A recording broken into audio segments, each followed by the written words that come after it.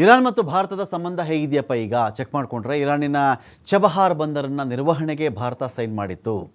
ಚೈನಾಗೆ counter ಕೊಡಬೇಕು ಅಂತ ಹೇಳಿ ಭಾರತ ಇರಾನ್ನೊಂದಿಗೆ ಒಂದು ಸಂಪರ್ಕವನ್ನು ಇಟ್ಕೊಂಡಿತ್ತು.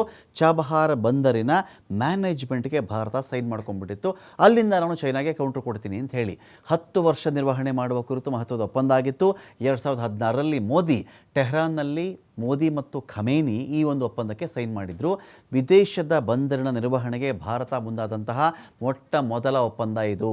ಪಾಕಿಸ್ತಾನವನ್ನು ಹೊರಗಿಟ್ಟು ಚೈನಾಗೊಂದು ಟಕ್ಕರ್ ಕೊಡಬೇಕು ಅಂಥೇಳಿ ಇಂಥ ಒಪ್ಪಂದಕ್ಕೆ ಭಾರತ ಸೈನ್ ಮಾಡಿತ್ತು.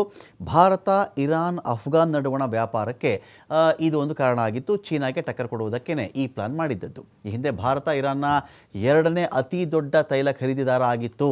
ಆದರೆ 2019 ಆದಮೇಲೆ ಏನಾಯಿತು? ಆ 2019ರ ಮಧ್ಯಭಾಗದ ನಂತರ ತೈಲ ಆಮದನ್ನು ನಿಲ್ಲಿಸಿಬಿಡುತ್ತೆ ಭಾರತ ಇರಾನ್ಗೆ ಬಾಸ್ಮತಿ ಅಕ್ಕಿ ಇದೆಯಲ್ಲ, ಬಹಳ ಫೇಮಸ್. ಅದು ಸುವಾಸನೆಯುಕ್ತ ಅಕ್ಕಿ. ಅದನ್ನು ಅವರು ಬಿರಿಯಾನಿಗೆ ಬಳಸ್ಕೊಳ್ತಾರೆ ಜಾಸ್ತಿ. ಭಾರಿ ಪ್ರಮಾಣದಲ್ಲಿ ರಫ್ತು ಮಾಡ್ತಾ ಇದೆ ಈಗಲೂ. 2025-26ರಲ್ಲಿ 756 ಲಕ್ಷ ನಾವು ಲೆಕ್ಕ ಹಾಕ್ಕೊಳ್ಬಹುದಾಗುತ್ತೆ. ಆನಂತರದಲ್ಲಿ ಸಾವಿರಾರು ಡಾಲರ್ ಮೌಲ್ಯದ ಅಕ್ಕಿಯನ್ನು ಒಂದು ಕಡೆ ರಫ್ತು ಮಾಡ್ತಾ ಇದೆ. ಇಲ್ಲಿ ಚಹಾ, ಬಾಳೆಹಣ್ಣು, ಔಷಧ ಮತ್ತು ಸಕ್ಕರೆಯನ್ನು ಭಾರತ ರಫ್ತು ಮಾಡ್ತಾ ಇದೆ.